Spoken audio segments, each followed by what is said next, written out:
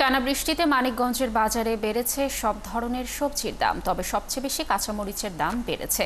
বাজারে এলসির কাঁচামরিচ 240 টাকা ও দেশীয় কাঁচামরিচ বিক্রি হচ্ছে 200 টাকা কেজিতে। এছাড়া প্রতিটি সবজিতে 10 থেকে 20 টাকা পর্যন্ত দাম বেড়েছে।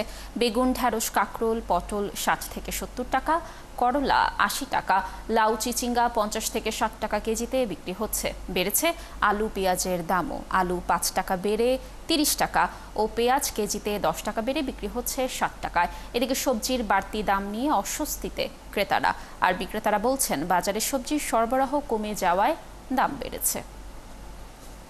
প্রতিটা সবজির দামই 20 থেকে 30 টাকা কেজিতে বেশি। সবজির অবস্থা একটু দাম বাড়তি, গরমে বাড়িয়ে যাইতেছে। মানে যা নিম্ন স্তরে চাকরি করে তারা মানে কিনা খুব কষ্ট।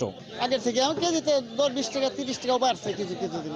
খেতগুলো নষ্ট হয়ে গেছে, ফসল হইতেছে না, সেই কারণে ভাই কাঁচামরিচের দাম তো ভাই নাকালে বাইরে।